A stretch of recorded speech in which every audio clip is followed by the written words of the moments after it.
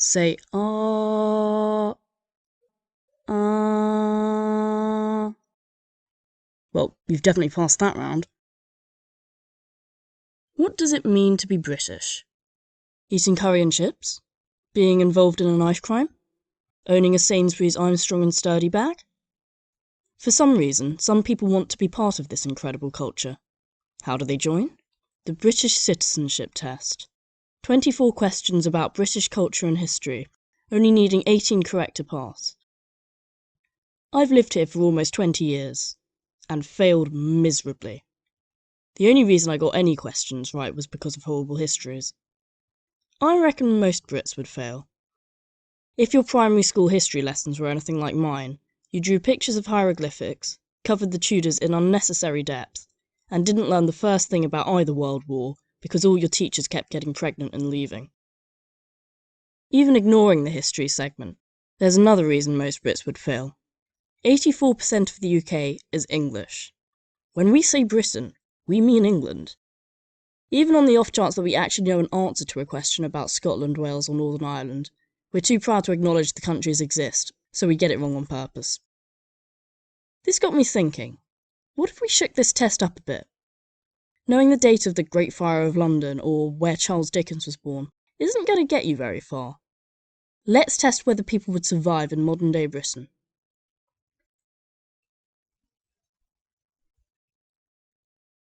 Ah, you must be Zach. Please take a seat. You're welcome. Oh, Jesus, have you been smoking a fag? Excuse me? Oh, I can tell you're going to be in for a long day, mate. Anyway, I'm sure you've already been made aware that we've adapted this test since last year. It's going to be a lot more involved. Bring it on, I'm American. I'm good at everything. Well, on this side of the pond, vanity isn't welcome. If you want to be British, prepare to be unapologetically shit at most things. And when I say unapologetically, I mean apologising profusely. Sorry? There you go. Okay, to start off, I'd like you to do your best impression of a Brit, and I'll score you out of 10. I'm giving you full creative freedom with this one. I love the royal family, I do. How's the weather we're having? I do enjoy driving on the wrong side of the road. All right, Dick Van Dyke? Some notes. Firstly, we drive on the right side of the road. I thought you drove on the left. Precisely. Secondly, you have it very wrong. Americans love the royal family. We fucking hate them. Useless, posh, racist nonsense. Thirdly, you didn't swear at any point, so I'll have to dock you for that. But we do seem to love talking about the weather, so I'll give you 3 out of 10. Now, we're going to do a role play. Okay. Put this on. I'm not wearing this. -1 point. I would have let you off the hook, though, if you called it gay. Okay, we can probably do this without the dress. I'm a stranger, and you're going to physically bump into me on the street. After that, I'm going to record your response. Excuse me? Excuse me? I'm not the guy at Tesco who you finally worked up the courage to ask where the broccoli is. You've lost me. You say sorry. However, what would you say if I was the one at fault? Nothing. No. You say sorry. How does that make any sense? They're in the wrong. So that they then say, oh no, I'm so sorry, it was my fault. Though I would have also accepted, watch where you going, you fucking cunt. You guys are twisted. Next, we're going to watch an episode of The Inbetweeners.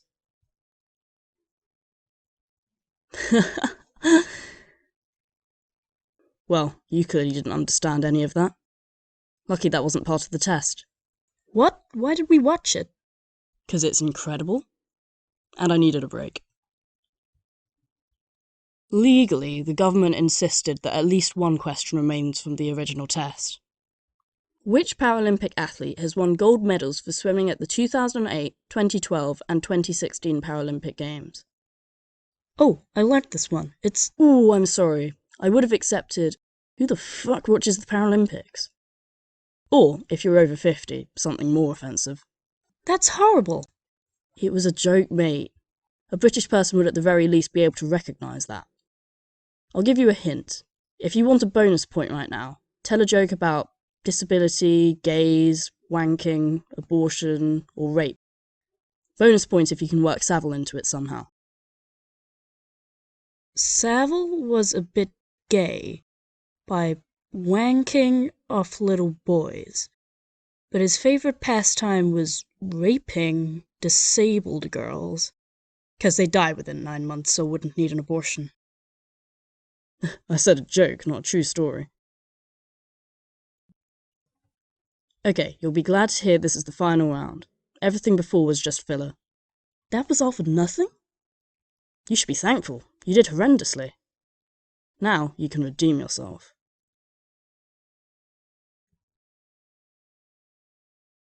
You know I'm only 20, right? Then you should be an expert. You have 2 choices to prove your worth. Down 4 of these now, or see all 10 off in the next few hours. You know, you and I, we're not so different. We're both incredible at drink. You're having a bloody laugh. You're half a drink gone. I bet you couldn't outdrink me. If there's one thing we don't back down from, it's a drinking contest.